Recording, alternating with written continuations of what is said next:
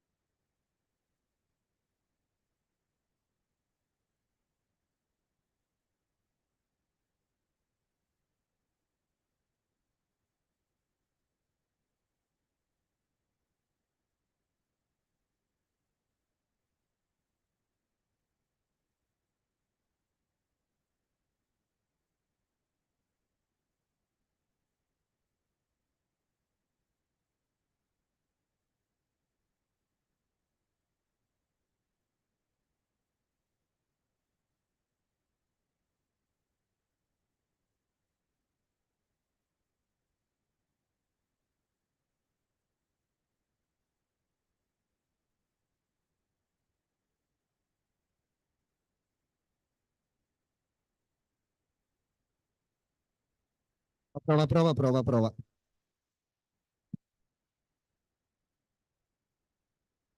Prova, prova, prova.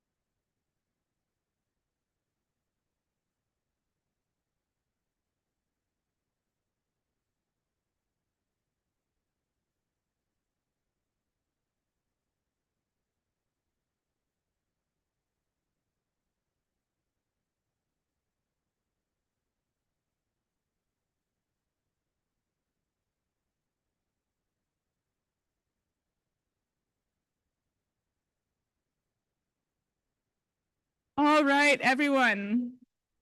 Lovely to see you all gathered here on a brilliantly sunny Brussels day. I think we can take our seats now. If you can all start coming forward. And I understand that we're now also welcoming our participants on Zoom.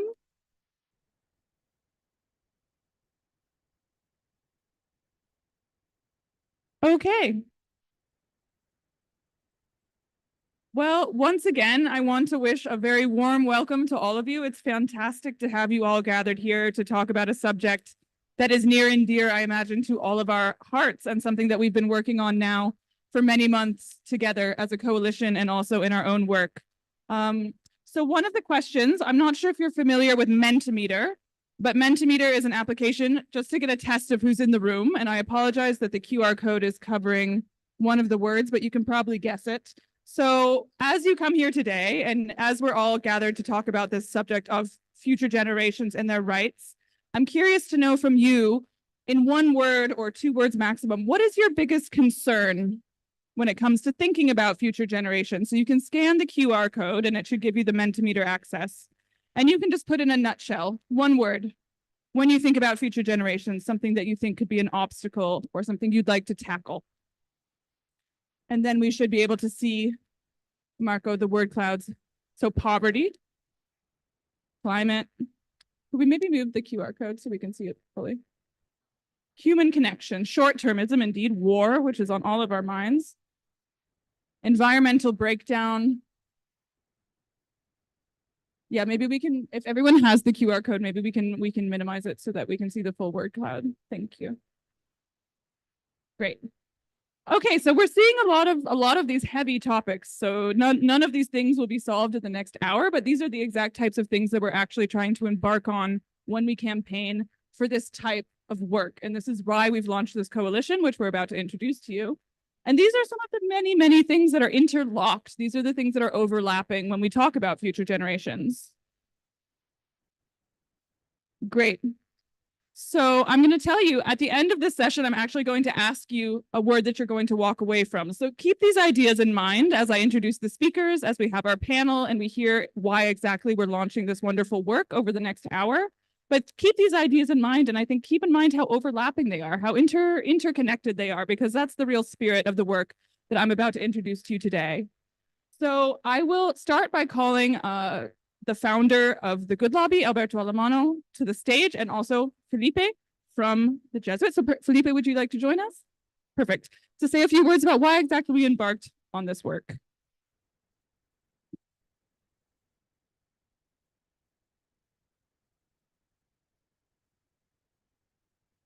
I will also give him a microphone.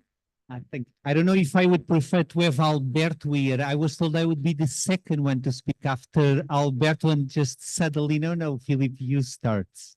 So just a few words and welcome you here in this place. Also, I know we have a lot of people online, and also to greet about this coalition, or more than coalition, about this initiative. So I'm Filipe Martins, it's my name. I'm a Portuguese Jesuit. It's my 3rd year here in Brussels. I'm also director of JESC, so one of the organizations leading or facilitating this group and this initiative, the Jesuits European Social Center. We have several institutions here in Brussels. As one of our lay companions say, we're still discovering, we Jesuits, we're still discovering the importance of being here in Brussels, where so many things related to the lives in our 27 countries, where so many things are decided. So it's important to be here. And let me say, I'll try to be brief, just 3 notes, but just a 0 note. So 4 notes, 3, a 0 and 3 notes. I'm here with joy. I have to say these words because I've seen this work grow and the dream grow. So to be born to grow, this is a point of arrival. So a small group of people have been working with this idea for a year now, more than a year now, discovering partners who are engaged with this as well. Somewhere along the way, Alberto, we came across the Good Lobby, we shared materials. We looked at the materials and said, listen, guys, you are copying us. And they looked at our materials and they said the same. So many of these ideas were coincidence. So it's with joy that it's these moments to make it official, to say like this, and also restarting points. And in this sense, just 3 notes. As a general, that's what I have to share. Then Billa has been the person with JESC a bit leading, leading all the work, and Alberto also will share more of or the legal or the contexts. Just 3 words with simplicity, or 3 notes. One, just a word, if you allow me, a words about Pope Francis. Maybe some of you might know, so the Jesuits, it's a Catholic order of the Catholic Church. Pope Francis is a Catholic, and he has written and he has spoken extensively about the sustainable planet or sustainable humanity, to use all his texts, or his main texts, Laudato Si about ecology, Laudato Deum. He has one called Fratelli Tutti about solidarity. So projects to live together and to make a sustainable world. The challenge, these first notes, of a long time perspective. I think so among all these crises, among the wars, and among also elections are coming, but not to forget the long distance, the sustainable challenge, the first notes. Then a second note, I would say, in the coalition, 10 or 11, we are now, so Billa every day updates the number, but I'm also happy to see that we are different people here coming from different places and different backgrounds and different origins. Some of us are faith-based, some of us not faith-based, but concerned and hopefully and trying to make hope alive, to use this expression, in the world. So it has been nice to see this diversity working together, seeing this and sharing the concern and sharing the hope to build together a sustainable world. And finally, the third note, not to keep up to my promises, not to being long. I was, just sharing, just grabbing, I don't know where is Billa. Billa this morning at 9 a.m, Billa was already arrival. I called him to my office and I told him, Billa, are you nervous? And he said, a bit. He said a bit, which is normal. But I was also telling, this is not a closed project. So there's a call, there's a group of calls, there's something already written, reflected together. But I also believe these kind of projects, to go back to the Pope, speak a lot about more than having everything already defined. This is also a process. So to fine tune, to incorporate new ideas, to bring other people along. So this is not a project against anyone. It's to build together. And so people from here, people who listen to us online, or even so MPs in the commission, that's it. Try to work together for a more, and to engage everyone for a more sustainable world. So this is it. Thanks from my part. Thanks for being here. And maybe the spirit of goods that touches everybody's hearts, independently for where you come from, what you believe. May the spirit of goods accompany us in this journey. Thank you.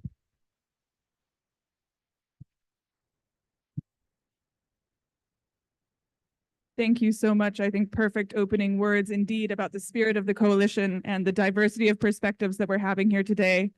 So I'm also happy now to bring up Alberto Alemanno, founder of the Good Lobby, to say a few more.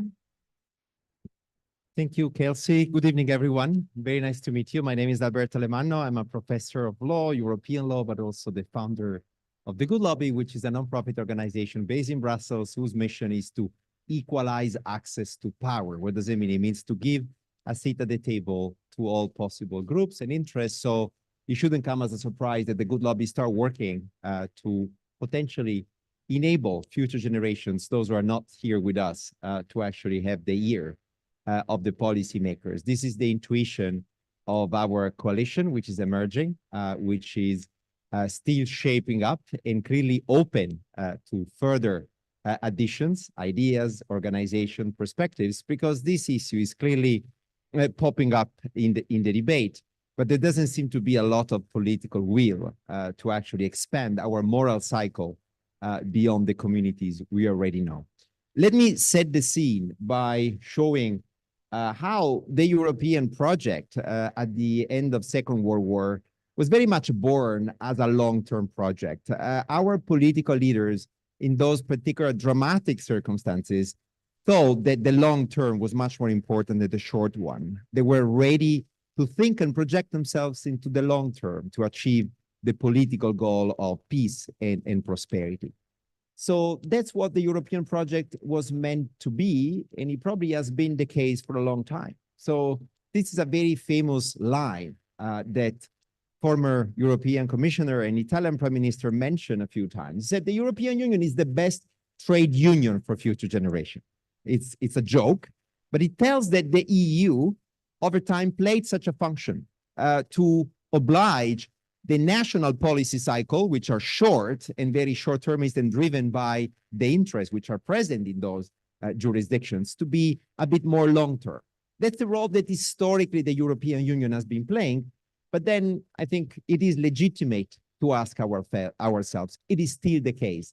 Is the European project still capable to think and act in the long term when look against the many crises that have been undergoing the European Union and our people, right? Starting from the Euro crisis all the way to migration, which remains very high in the agenda, where European political leaders can really struggle to find an agreement.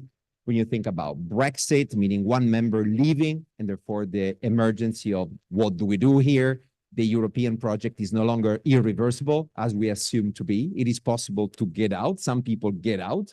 And then a pandemic, a new experience that brought European citizens together, probably for the first times since the start of the European integration project, but also something that pushed European leaders into the present more than into the future. And last but not least, the ongoing war, which is also keeping occupied in the day-to-day our political leaders, and we could also mention the Middle East tensions. All those crises have shown that the EU is able to be resilient, is able to take decisions that tend to be reactive, but they also show some inherent limitations. They focus on the present. They don't look into the long term. Think about Future Generation EU, that is possibly the major legacy of the outgoing Commission, being able to create solidarity by lending together on the markets is a one-off. It's not something that is going to happen again. There's no political commitment to make it happen again. It's all short-term. It's patchwork. It's great solutions for the present, but not for the future. And we are not looking at what are the consequences for those coming after us in terms of public debt and all the rest. So the question I think to be asked is, can we be happy with democracies that are not giving a voice to future generations, democracies that are basically not looking beyond 2050, which seems already very far away, but our capability as humans to think and imagine the future can go much more ahead than this, but we just don't do it. So there's a crisis of imagination in thinking what comes next. That means that every single day decisions are taken in a power town like this one, our decision makers are really focusing on the short term. They are not forced or obliged to incorporate concerns that might emerge in the long term. By institutional design, nobody's going to hold them accountable beyond 5 years' time. That's what democracy is about. Electoral cycles, which are short, which are not incentivizing them to think long term. It's not even rewarding to tell your electorate, you know, I've been taking these decisions because I care about a long-term interest, a diffuse interest, being public health or being the democratic infrastructures, issues that are orphan issues, issues that nobody really cares about. And I think this is the challenge, trying to see how can we create a system that is responsive not only to those who are able to protest, and we have been seeing the ability of the farmers to capture the imagination of the political leaders, to extract major concessions that are directly affecting the future generations. There was a political commitment to green the European economy. Well, that commitment is no longer there. There was a commitment to no longer use pesticide to the same extent. those commitments were vanished as a matter of few hours. How credible a political system can it be if it is not able to balance the maximization of the consumer welfare of future generation with the need of the present? And I think this is the challenge, the realization that when you make a policy decision today in this town, you should not only look at distributed consensus existing among different generations within the present, but you also have to look at the trade-off between what is good today that is also going to be good tomorrow. And this is much more difficult to communicate to the electorate. But that's where we would like to come in as a coalition and trying to show that the long term should become a civilization priority, something that should be really high in the agenda of our political leaders. The question is how we're going to be doing this. And there are academics, scholars, thinkers, practitioners, advocates, who are actually devoting a lot of time and possibly their life in thinking how we can change our institutions to make them future-proof, being able to actually deliver on this promise of long-term thinking that is currently lacking. Our coalition is just one first attempt at providing some answers, gathering like-minded individuals that, despite coming from very different backgrounds, faith-based or non-faith-based, civil society, activists, or more professionalized philanthropic organizations, do care about the future. So we are all future-based or future-driven because we really care about injecting this kind of perspective. A lot of ideas are being floating. We're going to hear many more that are at the center of our initial manifesto that Bela has been driving with our partner organization. One of the ideas is to establish a European commissioner responsible for future generation, a commissioner that would take a long-term perspective. It would be checking on whether her colleague are also integrating such a long-term perspective in many other ideas, ranging from a future impact assessment all the way to an interinstitutional agreement whereby the institutions would expand into their better lawmaking such a perspective. And we can think about many more ideas that I'm sure you're going to be able to contribute. But regardless of the institutional setup we're going to get in Europe to make the EU much more future-proof, I think what the EU should do is not to seize such an opportunity to lead the way in showing how a democratic system actually may improve its own democratic qualities by being ready to adopt a new generation of future-oriented political reflexes and institutions. So our own democratic routine should be expanded towards the future. And this is the kind of normative, but also political and cultural transformation we would like to trigger. I think this is key. Join the Future Generation Initiative, support it, write to us, be curious about it, help us to spread the word because we clearly need you to potentially sensitize many more political leaders, civil society organizations, and perhaps also economic operators to incorporate the long term. Thank you so much for being here tonight. Bela, as a spokesperson of the coalition, will have the chance to tell you much more about the ideas we have and to present you some concrete ideas. So stay tuned and see you in a bit. Thank you so much.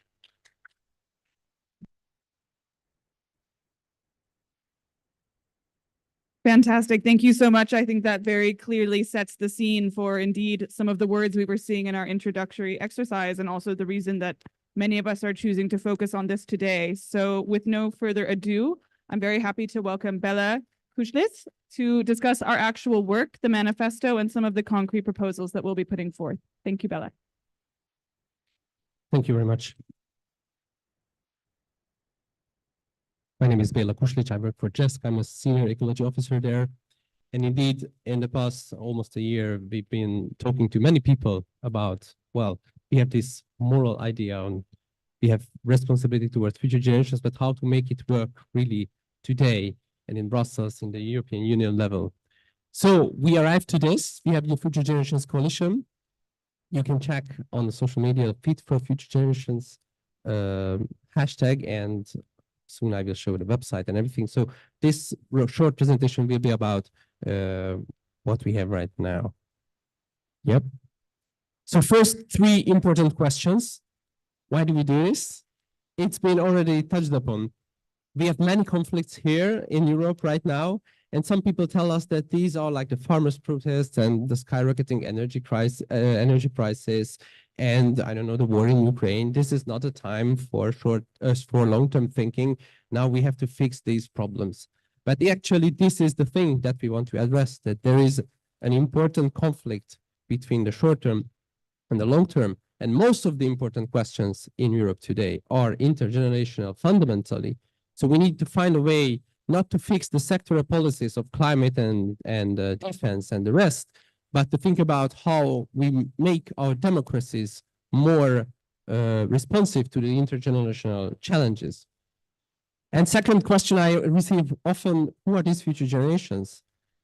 Theoretically speaking, these are people far in the future, but if you look at the actual policies that are important here and the actual questions we have, it's also children, it's also youth who are still having a long future here in Europe and who have very much shared concerns with future generations who will be born in the future. So future generations is a really broad group who have a long future and who want to see a long-term perspective in European politics and of course also in the member states. And the third question I receive very often is it legally feasible? What is this idea? And actually, it's very much feasible. It has its roots in the currently existing primary law of the European Union, the Lisbon Treaty, and some other important sources.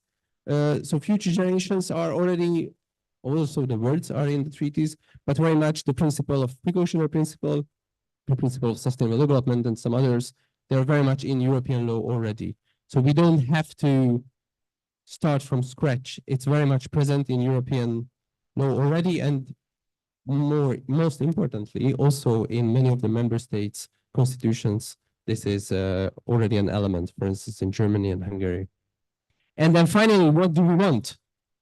We have 3 policy requests in this campaign. The first one is an interinstitutional agreement or declaration on the rights of future generations. What is this? We have now in the Lisbon Treaty solidarity towards future generations, but what does it mean? We need to say something more. We know we have it and we feel responsibility, but when we want to act, we need, act as European Union, we need something more legal text here. How do we measure the fairness between generations? What is the focus of this responsibility? How do we act on it? Who has the responsibility? So there's a lot of questions to be addressed here. And of course, as Ursula von der Leyen said in her State of the European Union speech in 2022, it should be in the treaties. Well, it should be sometime in the future when that question, the treaty question comes to be addressed, then yes, it should be in the treaties, but an interinstitutional declaration could show the way towards a treaty change also. And then also we need a politician who really drives the process. We need someone who takes the lead inside the European institutions, who does the hard work of developing the details, who does the hard work of internal discussions in the Commission and towards the other institutions. So we need a commissioner for future generations. It has to be a vice president. It has to have a horizontal portfolio. It's not similar to a commissioner for trade or environment. It has to oversee the whole democratic process, and it has to provide processes and discussions that support the Commission and the other institutions in how they think about the long term. So that's the mission of this person. And finally, a very technical, which for some people is completely alien, but we have very interesting existing structures like the better regulation guidelines, which, as the name tells you, should tell the Commission that how do we make better regulations in the European Union. And there are already checkpoints in the legislative process, and we want to add a future generations impact assessment to that framework of better regulation. And with that, the so-called regulatory scrutiny board would have the obligation to check every important legal piece that leaves the European Commission to check against the test of future generations. Are we responsible enough for them, or we are leaving the burden of our current, of the long-term programs on them to solve them? We have a 7-page long proposal with more legal details, more details on the implementation, more details on how we think about the problem itself. You can check the Fit for Future Generations.eu website and you can download there our detailed proposal.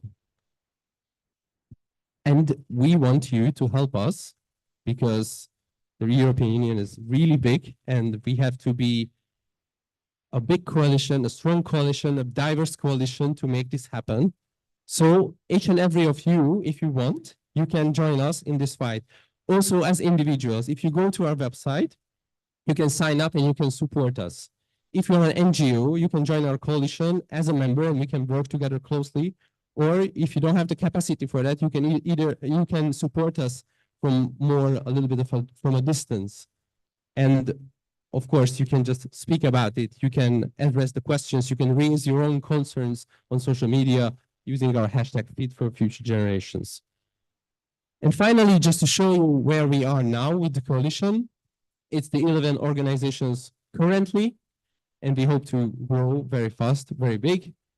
Well, I won't name them all. We will soon see them sitting here and addressing some of the details. Thanks very much for your attention.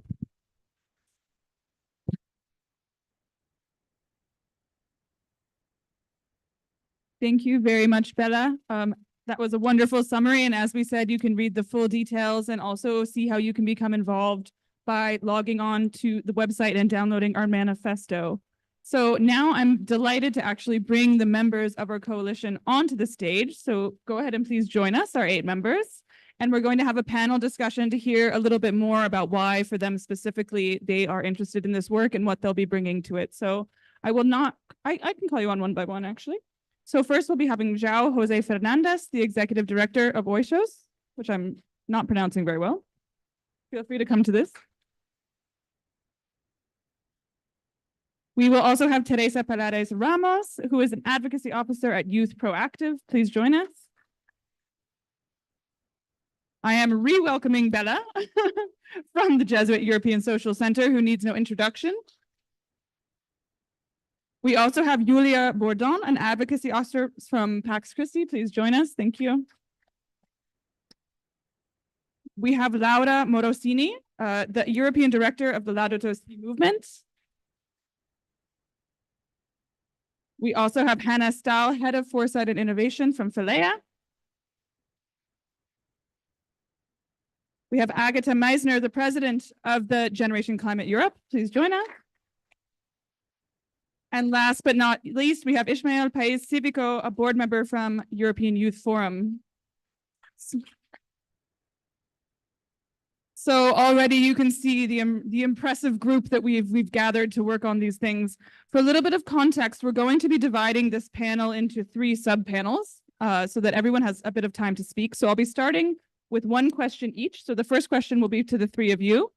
And the question reflects on some of what we've already discussed. So it is, what cultural or societal shifts, and by proxy, what types of barriers do you see for fostering this sense of collective responsibility, for sort of overcoming some of the short-term prejudices we see, especially in an election year such as this one? So this question I'll be asking to João Jose Fernandes, Teresa Paredes Ramos, and Bella Kuchet. So I think you can start, if you'd like to, on the shifts and barriers needed for us as a society to reach these conclusions.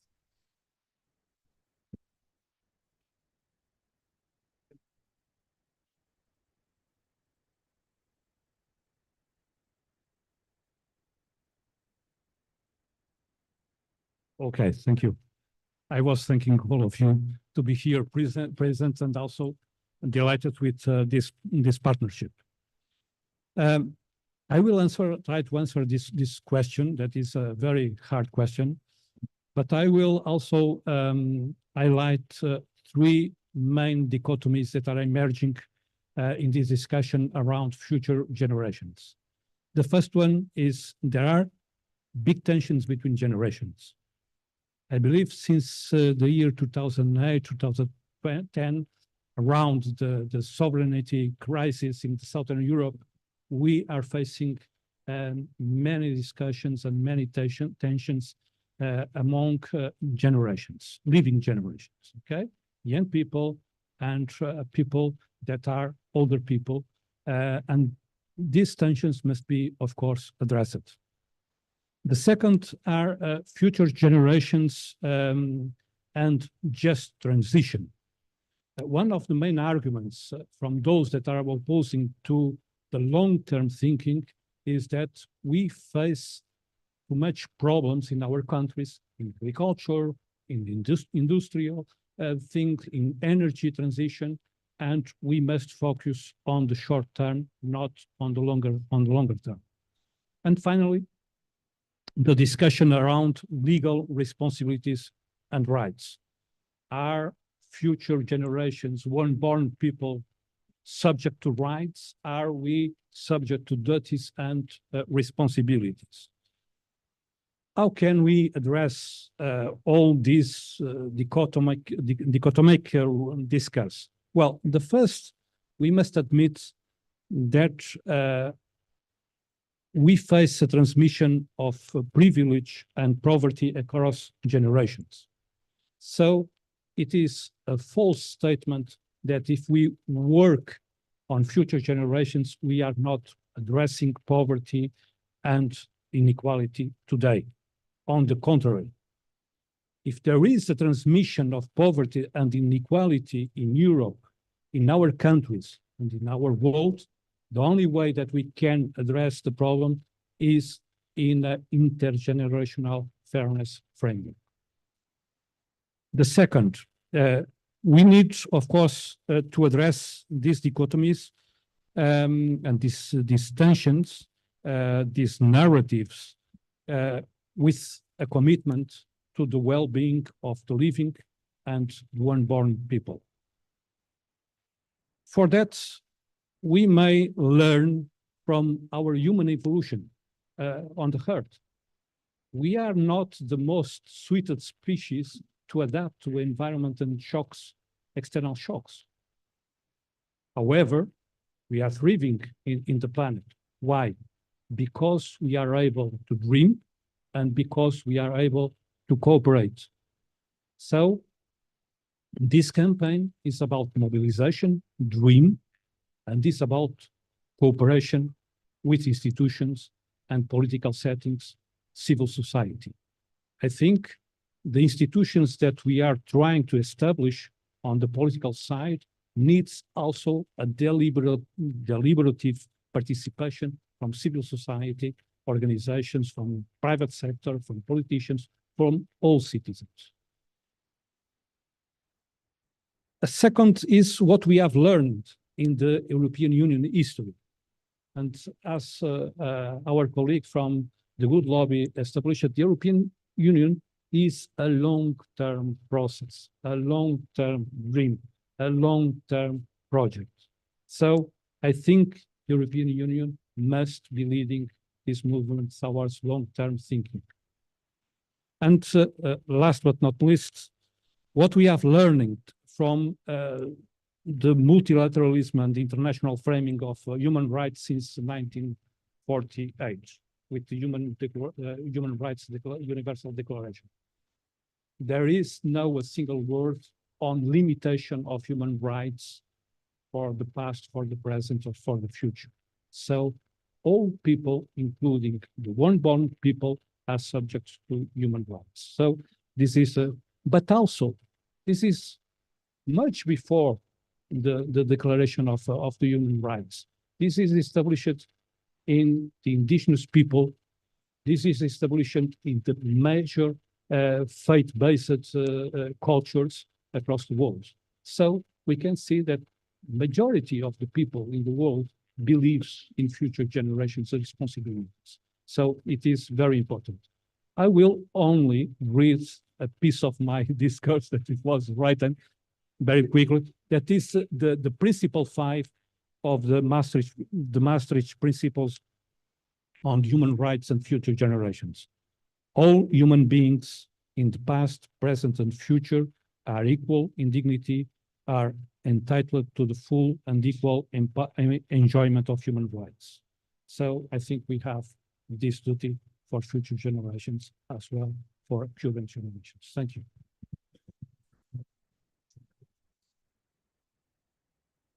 Fantastic. Thank you so much. Also a powerful quote to end on to complement some of what we've already heard. So I'll pass it now to Teresa. And part of the reason that I'll be trying to keep us to our 3-minute maximum is also so that we have time to hear from you, the audience, as well as those who are joining us online. So, Teresa. Thank you very much. It's a pleasure being here today on behalf of Youth Proactive. Thank you, Bella. Thank you, Felipe, for the initiative. Mr. Alemano, for all your work.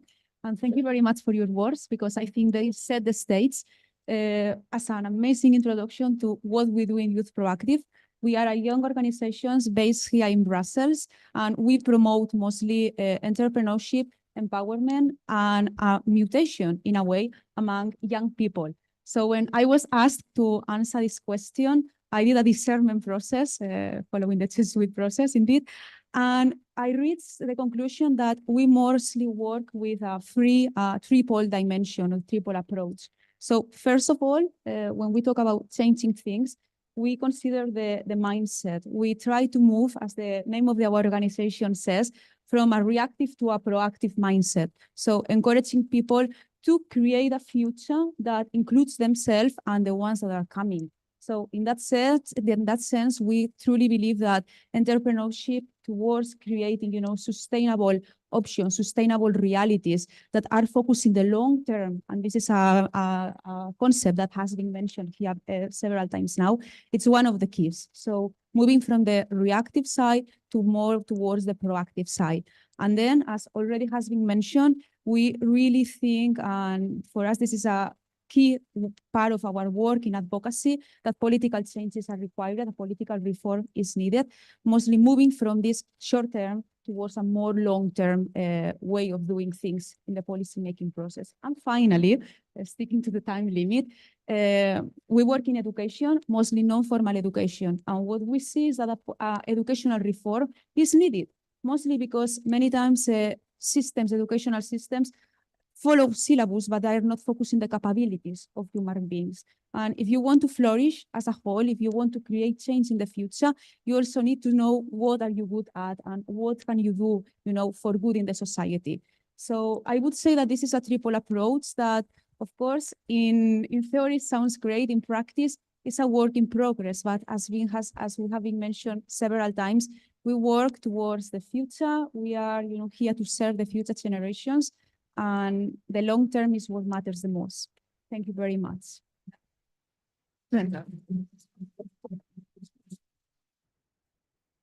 Thanks so much. Back to Bella now for maybe a few words to add in addition to your sort of welcoming words, but maybe your perspective from the Jesuit European Social Center might be. Thank you very much. So what's the social shift do we need? I think it's a hard one, and we did think a lot about this because a lot of people told us that this entire endeavor is not really possible in this political climate. People are not ready for this.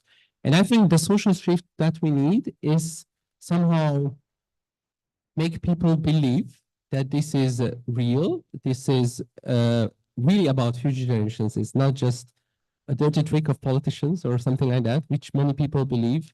And I think such cynical beliefs lead many times to the pushback against long-term policies, because people might not really believe that this is really what they are told it is. And for that reason, when we were thinking about how do we make this commissioner, or how do we build up the actual policy requests, one of the things we really wanted, and if you read the proposal, which I really recommend you to read, this commissioner, which we envisioned, is a great facilitator of an honest debate. We want to make the processes more participatory. We want to make them more transparent, systematic in terms of how do we bring science and the public participation into the process. Of course, we have impact assessment. Of course, we have scientific advisory boards, but this is very much subject of an internal power struggle still, and it would be very much needed to open up the process even more, and to streamline the discussion and to make it more honest on the long-term processes, to short-term, I don't know, challenges we have to accept. And then if people see that, well, it's really happening, then they might also support the policies that come out of the process. Because we can also see that when, I don't know, a process like the Conference on the Future of Europe starts, people are super enthusiastic. Wow, it's already happening. And then they are sometimes disappointed that, well, it didn't really lead where it was promised to lead us. So the way we designed our request is trying to address this cynicism in society. So it's not just, we try to make this proposal very realistic and address indeed that we also need a social shift, not just a new political institution. Fantastic. Well, I mean, again, excellent answers from our first question, and I think we'll be diving into those more in the Q&A. But again, I think they set the scene quite nicely. So one of the things I think we've seen together, even with the diversity of this coalition, and one of the reasons that we wanted to create such a multi-stakeholder coalition is because the status quo doesn't really work, right? Future generations aren't siloed into one specific policy interest or even one specific area of action. So one of the strengths of this coalition is actually its diversity, which is why I'd like to come to my next three panelists. And I'd like to ask what your unique perspective is. What does your organization bring to the coalition? And why are you interested in this? Why are you taking the time and effort that it really does take to be a part of this? So I will start with Julia Bordon from the Pax Christi International. Thank you. Thank you very much. And thank you for all of you. It's nice to see everybody here make the first step, into something more practical. So from Pax Christi International side, of course, we are a worldwide based organization. I mean, we work on peace. It's like in the name, easy peasy. But also we work on human rights and social justice. And these are topics that require a long-term approach, as has been already mentioned, and sometimes long-term approaches and long-term perspective bring a bit of a frustration and confrontational feeling, no? And sometimes these feelings don't allow for a proper conversation to happen, and especially when in that conversation we should include, in our case, future generation, and most probably those human beings that are not here yet, so those that probably don't have a voice already. So the idea from our side is to be able to ensure that this dialogue happens, not only between different generations, but also by including all actors. So we are also talking about human beings, those that are not here yet, those that are young now, those that are now maybe elderly and they want to still bring their voice on the table, but also the environment, the famous Pachamama that is also around us and allowing us to survive and breathe and work together. So our perspective is really to bring forward this dialogue, to be able to ensure that is always coming from a place of non-violence, not try to create further conflict and violence in what we create together, and always try to see this future perspective that we might be able to build together, our perspective that is based and envisioning peace and a peaceful environment all around us. Fantastic. Thanks so much. I think this is one of the things that will come up.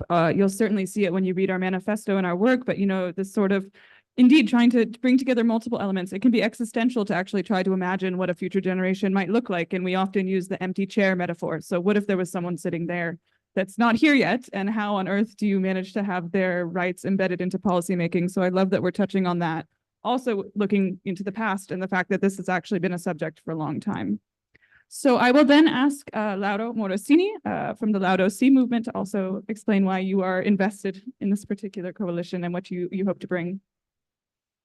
Thank you. First of all, maybe a word about the Laudato Si movement. What is the Laudato Si movement? It's an international movement that brings together many grassroots people all over the world and member organization from the church, Catholic member organization, diocese, congregation movements all over the world and in Europe. And our mission is to inspire and mobilize the Catholic community for care of a common home and for ecological justice, but in partnership, Catholic world, but in partnership with all people of goodwill. The movement is inspired by Laudato Si, so the encyclical that Pope Francis released in 2015, about the care of common home, so ecological encyclical, social ecology, encyclical on ecology. And one of the things we noticed in this encyclical that future generations are named about 10 times in the text. And another thing that is very central in this encyclical is also the request to phase out without delay from fossil fuels. This is one part of ecological problem, but a big part. And so we have been working very strongly to mobilize the Catholic community to divest from fossil fuel, and also to ask for a non-proliferation fossil fuel treaty.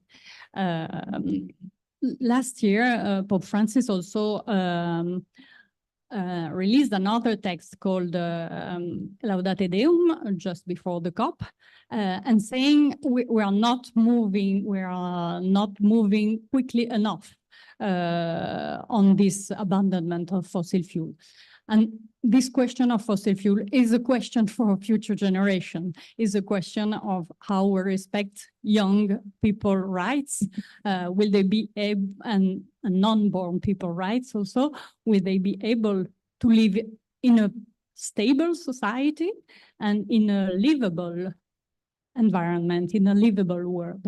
So that's why this Future Generation Coalition is completely close to our what we think is central. Maybe the last little thing, I don't want to speak too much, is the fact that our movement is mainly young. I am one of the oldest people in the movement, and we work already. We see that the youngest are the voice that are not listened to enough. So we do things like facilitating a meeting with the young 13 years old young Indian activist called Ridhima and Pope Francis. So they meet together, and we did a film around that has been seen by 9 million people. And this is a way, and we think this is an institutional, interesting way, this coalition to bring youngest and non-born world. Great, thank you so much. I think it speaks to the unconventional nature of the coalition, the ability that we're able to harness not only this movement that's very global. I mean, we're speaking a bit about the EU policies, but it's a global issue. It's all interconnected. So fantastic. And then moving it on finally to Hannah from Philea, who is working in a completely different field. But why are you also interested in this unconventional coalition? Thank you so much. And it's a pleasure to represent Philea, Philanthropy Europe Association. Thank you so much for inviting us to be part of this coalition, because this topic is also close to our heart, to our own mission. We bring together not only the perspectives of our own organization, but a community that Philea brings together and nurtures, a community of European foundations, networks, and associations working across Europe for the common good. So it's very much in the nature of our members who work on long-term, who work for future generations, who involve young people, children in their work. So for us, it's really fantastic to be part of this broader movement and to put future generations on the agenda for policymaking, for civil society, and also for philanthropy. Foundations are among the freest institutions in our society, privately managed organizations that are not constrained by electoral cycles, that are not constrained by the needs to generate financial profit. So that is why it is a very logical partner in really advocating on behalf of young people, on behalf of future generations. And this topic actually has been brought by one of our members, the Gulbenkian Foundation, that has done fantastic work already 5 years ago, has done fantastic research in partnership with many organizations to showcase the problem that there is lack of understanding of how our today's decisions are impacting generations that are to come, what public debt we're leaving, the environmental degradation, access to housing. We see all of these issues already today, where we see that the social contract is actually in danger in Europe. We see cracks across the continent where young people today do not believe in a positive future, and where there is really a lack of coordination and intergenerational fairness is not being taken into account. And what is really crucial is that acting for future generations is not just in the blue skies. It's not some kind of abstract thinking. It's acting also for current generations, because we as society, we need a basis, we need a consensus. We see a lot of polarization happening, but actually what we need is a functioning social contract between generations. And it's also our responsibility before our own children, the next generations, that there is this belief in a positive future, that we have a hopeful narrative. And I think that this is not something that we see today, and where we really need to contribute and to make sure that we can reframe, that we can create this positive attitude. And that is where a lot of European foundations are really contributing and working tirelessly, advocating on this behalf and supporting the effort. Thank you.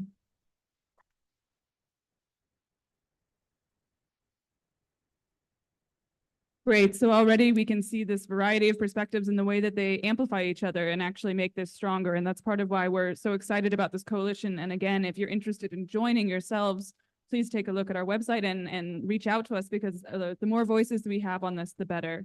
So I'm going to end with our third panel of two with a slightly tougher question, but I know I'm in good hands because I know both of you. So with the absence of representation that we've seen how it's enshrined. We've heard various ways that it is represented technically in legal documents, but with this general absence of representation for future generations in specifically EU decision-making, how would each of you propose that we amplify these voices? And I know both of you work specifically on youth work, but let's think about it also in the broader sense. So not only just youth, but children. And again, this concept of future generations, the empty chair in the room. How would each of you suggest that we actually amplify and embed their concerns when we're working on the EU political sphere? Sorry. I will pass it first to Agata from Generation Climate Europe.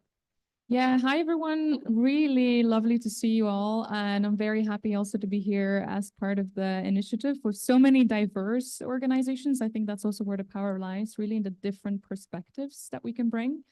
So Generation Climate Europe is the largest youth climate coalition at the European level. And we work and have been working on embedding future generations in decision-making processes at the EU level for a while now. From our experience, from my personal experience, I can tell you that as young people, we are very often introduced as the representatives of future generations. And we are being told, well, now is the youth and future generations person that's going to speak. So we have to speak for youth. We have to speak for future generations. We also increasingly have to speak for all the climate issues, because we are the hope for all the climate policy and the climate issues. So inviting that young person to the table is just not enough in the context of these issues. And we simply cannot place a burden to protect all future generations solely on the shoulders of young people.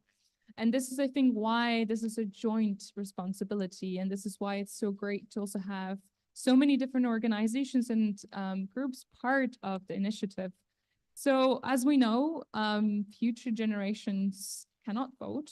They cannot challenge our decisions because they're simply not here yet, but they can be represented via different procedural and institutional tools. And in the introduction, we could already see two of those examples. One is the European Commission Future Generations Vice President. So very much a horizontal role, and also important that it is at the vice president level, because it brings in not only the level of importance that we need, but also the level of scrutiny that we can introduce throughout all different EU policies. And we see examples of tools like that at different national levels. Some of you might have heard about the Future Generation Commissioner in Wales. This is a national example, a fantastic tool that has been operating for a couple of years now, and that already has several different mechanisms embedded in the way that the office works. And I think something similar is really necessary at the EU level, so we can think beyond one particular policy area, but really think about systemically in the context of the time. So also how are we interacting and how are we impacting what's going to happen in the future? And the second key element, I think, is that future generations impact assessment or intergenerational test, as we call it. This is, again, something that we have to a certain extent seen in some national level. There are countries that are trying to incorporate that, are trying to embed that kind of thinking. A lot of these tests are solely focused now on current young people, not necessarily looking at future generations and embedding that kind of element into the thinking. But that's another very powerful tool that would make a massive difference in the context of climate and environmental issues, but also many others that some of you have mentioned today.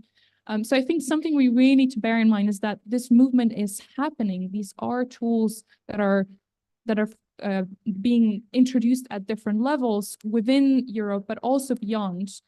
In Australia, for example, there are several different tools that have been incorporated at the national level. And of course, this is a different legislative context. This is a different political context. But we can't forget that we are part of that bigger global movement to push for future generations. And I think there's a lot to learn from what's already there, apply our experience, apply our unique perspectives, and challenge and adapt that into the EU level. So I'm definitely very excited to be working with everybody on this. And I think there's a massive window opportunity here for us to push for these tools to be embedded at the EU level.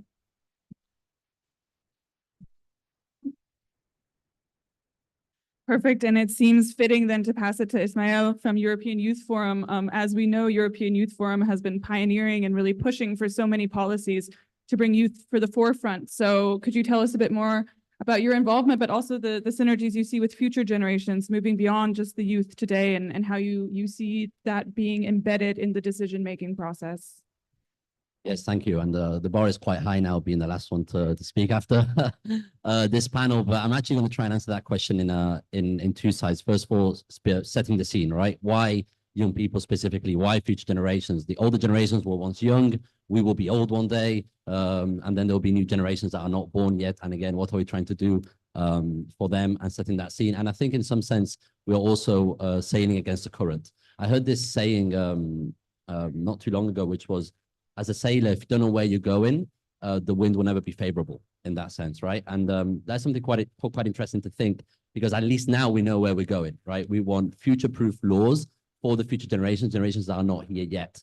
And speaking about intergenerational solidarity and all of this. And I think generally as human beings, we are very good at adaptation, but very bad at mitigation. And I think Mr. Alemanno said this at the beginning, which is quite true. In the past 2 decades, the generations born in the 90s, we've gone through, well, without speaking again about the wars happening in continental Europe in the 90s, and then Ukraine, and then also the other wars in Middle East that are pretty close to us, that also affect us very, very highly, ethically, morally, but also even financially and economically, and all of these issues. We have managed within the EU, when no one thought it was possible, to safeguard peace within the EU borders, right? That we have managed, and I think that is something that withstood the test of time. So it is doable. We can put mitigation efforts. We don't always need to be adapting. But for the past 20 years, we've gone from a financial crisis 2008, then we've gone through a war also within continental Europe in 2014, then we had with migration, then COVID, now we're coming again in a crash. Anyway, we've just been at crisis after crisis, and what do we see? That young people, because they're the ones that are usually more in precarious situations when it comes to lack of decent housing most of the time, lack of access to a decent job or into the labor market, we're usually the ones that get left behind. And every time we're just trying to catch up with the things that were still in discussion 5-10 years ago, right? And I think the EU does need to adapt on an institutional level, essentially, to be a little bit more forthcoming and think what can happen in the future. Now, coming back to how, especially like, how can we help young people in the future that are not yet born, that don't really have a voice? I'm aware I will be old one day. I'm only 24. I look a bit older. It's probably the work on my face, but either way, we will be old one day, right? So what is our legitimacy to say I'm speaking for young people in 20 years? No, I mean, in 20 years, there will be new issues arising, right? There will be new problems for them to sort out, and they will have to speak. But one of our answers to that was something that we thought of, which was the EU Youth Test. So essentially is an assessment tool, a mitigation tool, a risk assessment tool for every law coming from the EU level, from different DGs. It has to get future-proofed. What does this mean? Has to get consultation with young people. We need to look at the long-term impact of these laws. We know laws can have a long-term impact. Look at constitutions. They very rarely change, and most of the time they are quite rigid, and they do work on. Most times, again, there are some changes that arise, but they're quite rare. And if they do, there's a very big reason behind. There's a very big overwhelming majority supporting that. So I think from a legal perspective, it is totally doable. We're not talking about EU constitution. That's a different legal question for the federalists to discuss. But it is doable to put those mitigation efforts.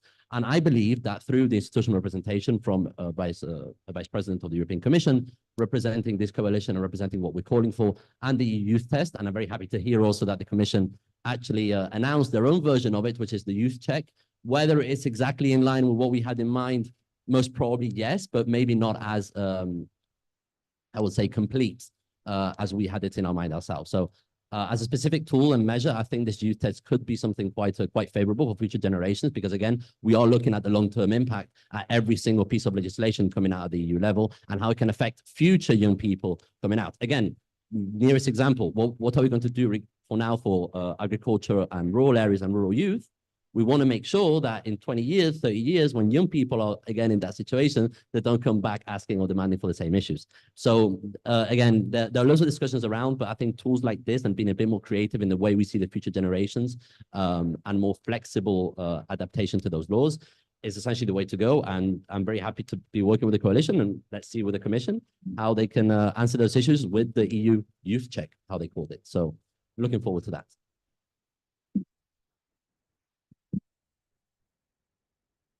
Fantastic. Well, I think that was an excellent closing to this session, but don't worry too much because we're now about to open it up to the Q&A. But I think there's something I'd like to highlight, which you and Agatha both touched on, which is this sort of inherent tension between the fact that youth are sort of promoted as the solution, or the ones, you know, that get invited to tell you everything about climate, and then also some of the ones who have seen some of the most upheaval and change as a child of the early 90s. I think it's also good to mention that and the responsibility that should be borne by all of our various parties, so that the burden does not end up not only on future generations, but for children and youth.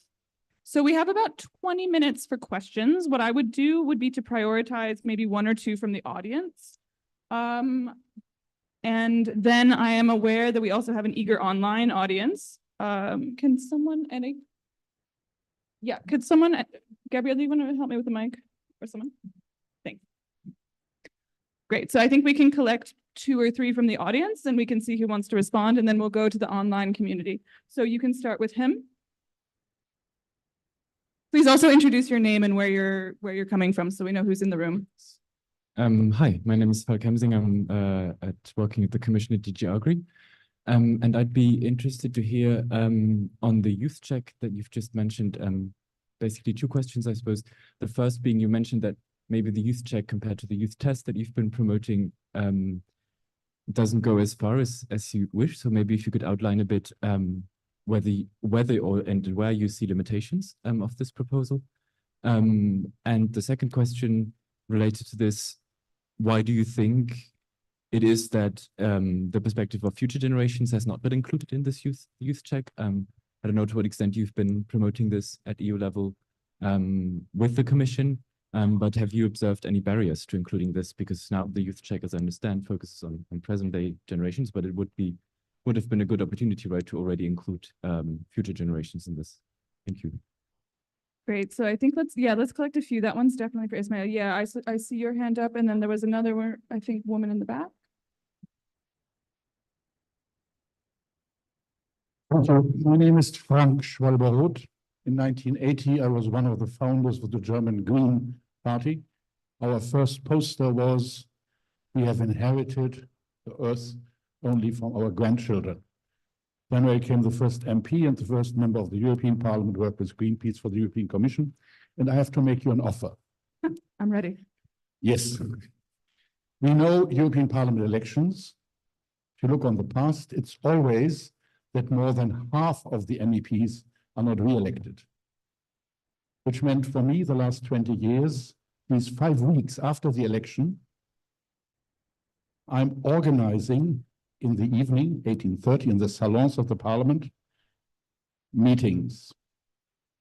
The human rights organizations of Asia greeting the new MEPs. Taiwan greeting the new MEPs, Greenpeace meeting the new MEPs, and others. And we all know that when you meet in the very beginning someone, it stays more in your memory than when you meet them later. And I think what you need in the European Parliament is a support group for your coalition. What you need is leverage on the future commission to have this commissioner.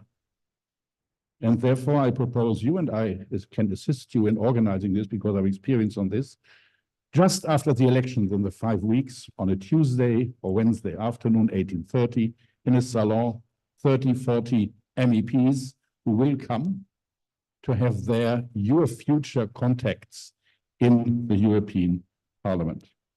Thank you. Thank you. I mean, fantastic. We'll take you up on that. We'll discuss as a coalition and sounds wonderful. I think we can take one more core question before putting it back. Yes, I saw your hand up. Thank you very much. I'm Teresa Gerns. I work for FAFSE, it's the Federation of Catholic Family Associations in Europe.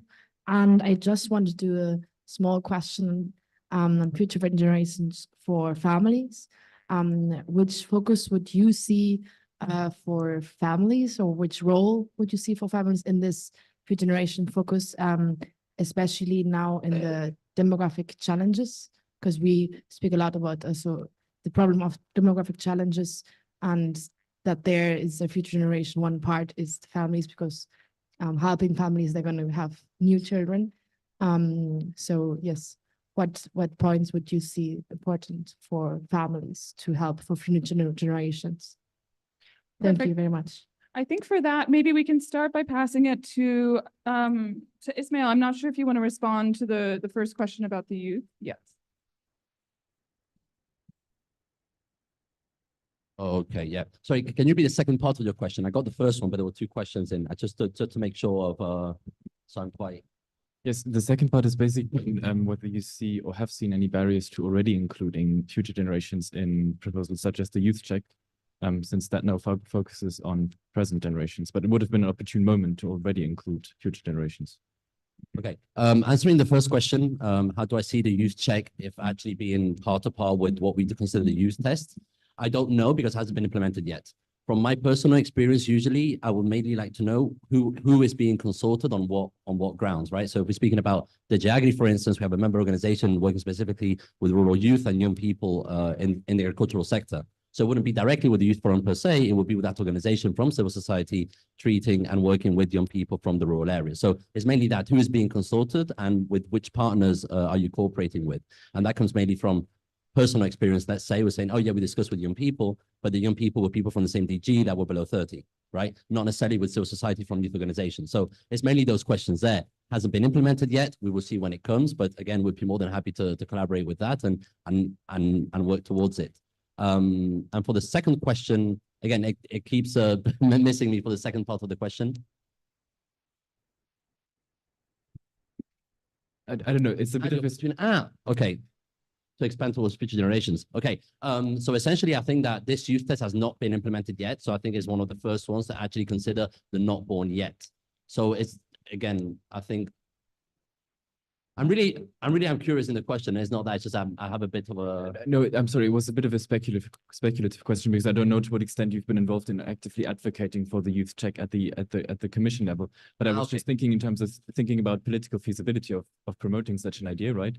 Maybe there was a particular barrier and a reason for why it has not been included, which could tell us a bit more about how feasible it is to advocate for such an idea. Yeah, I think the feasibility one is an interesting one. I was actually going to say at the beginning.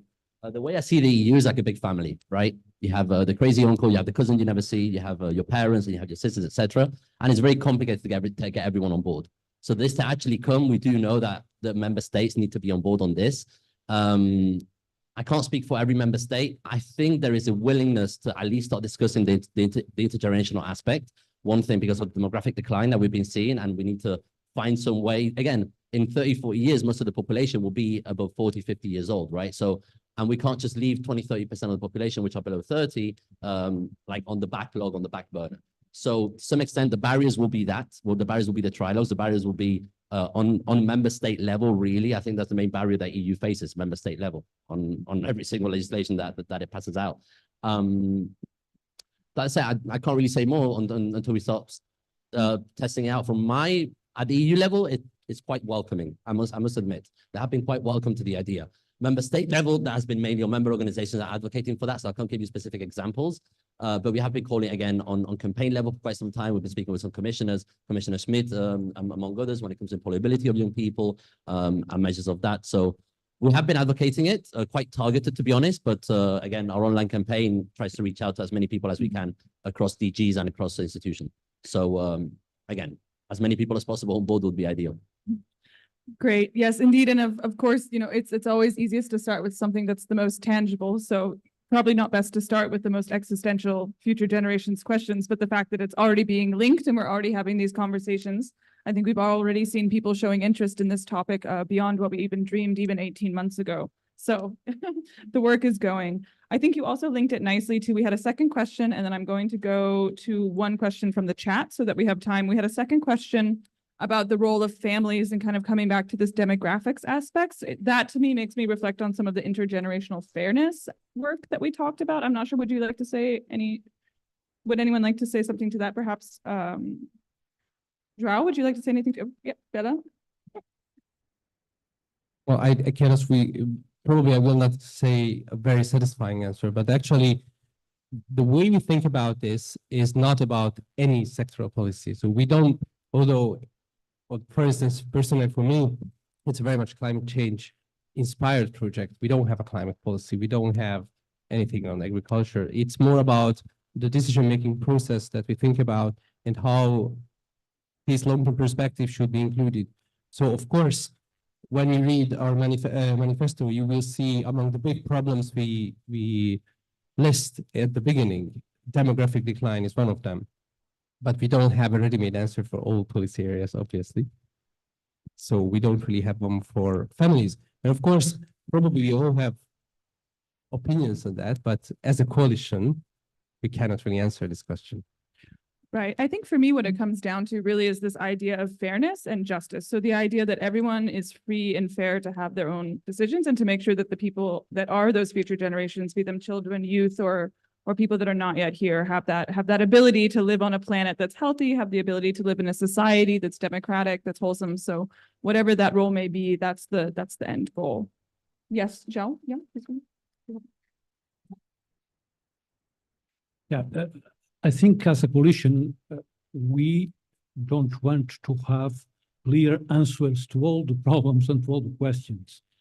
What we believe is that if we give us time to discuss and debate all these questions, including the demographic aspects, we will come out with different solutions from that are today in the newspapers or in the parliament. So this is the questions. We need time, space, and instruments to discuss and to check all these big questions and hard questions.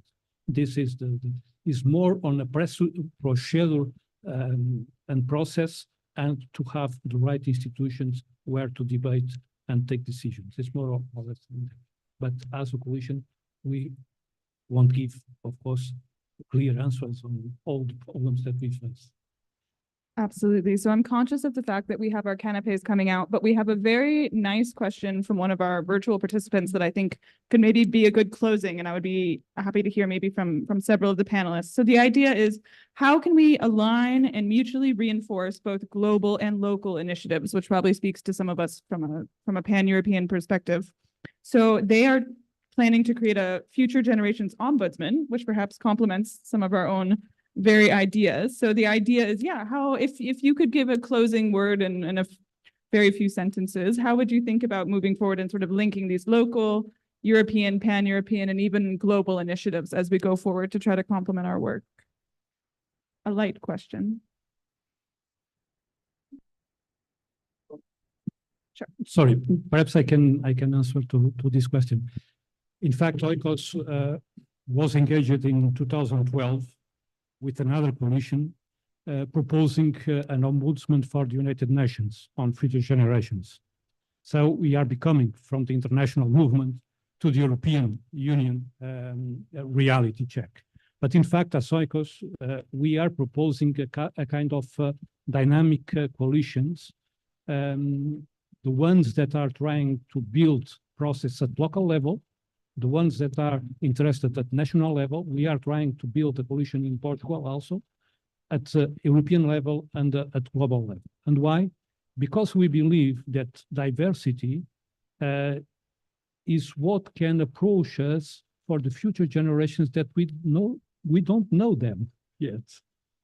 But if we have enough diversity of experiments and of positions, perhaps we will be a little bit more close to the future generations' reality. So yes, we are thinking on that, even as a reaction to some mailings that we have done.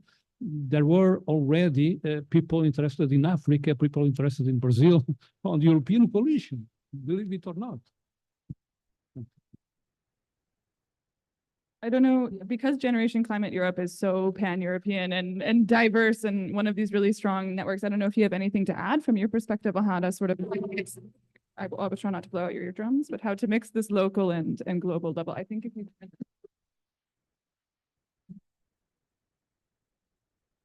Yeah, thanks a lot. I actually also wanted to link it to the first question that was asked from a colleague from DG Agri, I believe. So, who maybe is already gone. Okay.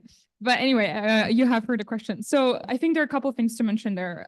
First of all, I think something really important to realize is that the push for intragenerational solutions has been much stronger than the push for intergenerational solutions. And what I mean by this is that if you look at the EU level, for example, particularly in the last couple of years, we've seen there's been more and more attention being given to the importance of youth engagement. I'm not saying the quality of that engagement is ideal yet, or that we haven't seen any youth washing. There's been a growing recognition for the importance of the engagement of young people. And that I think is partially also the reason why some of the solutions that we've seen, like the youth check, have been very much focused on young people. That being said, there's a growing interest in those intergenerational solutions, so looking also at future generations. But what I have seen very little of is the collaboration and the exchanges between countries and people who are working on these issues, actually talking about what the challenges are, what the opportunities are. Looking at some of the country examples like the Netherlands and Italy, where in both of those countries, to different extents, there have been efforts placed in incorporating those intergenerational tests. Looking at different institutional solutions like the Ombudsman for Future Generations that we saw in Hungary at some point, like the Future Generations Commissioner in Wales, like the institution that we have also in Australia. There's very little intersection between, on one hand, how these solutions would actually work, and on the other hand, what is the different context that we need to bear in mind when implementing these solutions. And so, yeah, to a certain extent, really having those spaces to discuss this and talk about it, like this initiative, but also many others that we have seen between the governments, for example, is extremely important, not with an assumption that, there's a one solution fit all, but really with an understanding that there is still an emerging field and a space that is relatively new, and that there are not enough examples to show, but I think an interest and an effort to push for more ambitious solutions out there.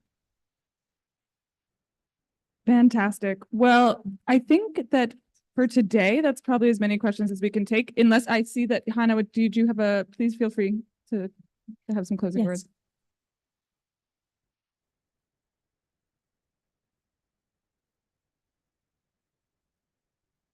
Okay, no, it's better. Just wanted to add on this.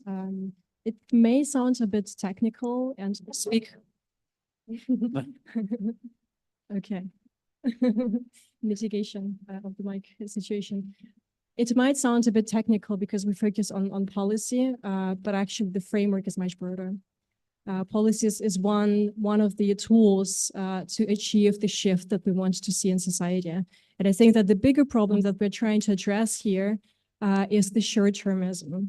And this is a problem not only in policy, it is a problem also in other sectors. The question that was asked about the involvement of families, I think that we need all hands on deck to really change the mindset.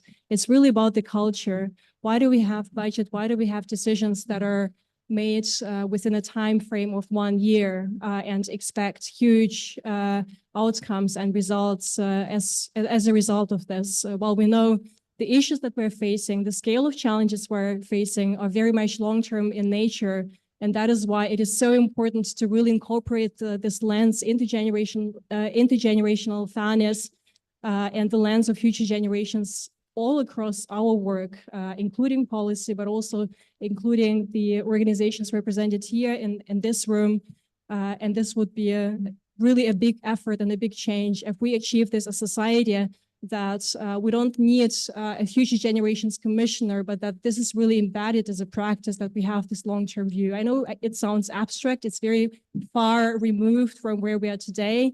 And I know that policy and politics is very much rooted in the present moment, and it should be so, it is justified. But we also need to understand, if we want to effectively address climate crisis, democracy backsliding, we cannot expect results within 1 year or 2 years. That's why it is so important to have a longer frame. And we're not just talking about 5 years or 10 years, we're talking about 30 years potentially. This is, I believe, what this coalition, this framework is really about, and where we hope to have policymakers and the wider societal sectors on board. Thank you. Absolutely. 30, 40, 50. I mean, again, we're trying to sort of do a mental exercise to stretch where exactly we see not just our children, not just the children that are already here, but really what it would look like. So what I would encourage you who, again, thank you so much for joining us. And thank you very much for those who joined online. It was fantastic. If you have questions, I encourage you to email us. We will share the follow-up and you will have all the details to see the manifesto, but also to get in touch with our teams.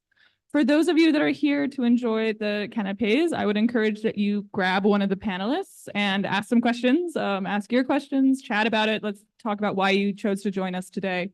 And just a big round of thank you also to our amazing panelists.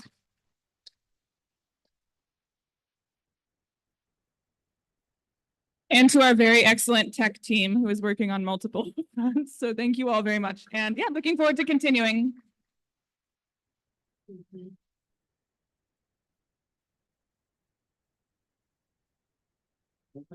Yes.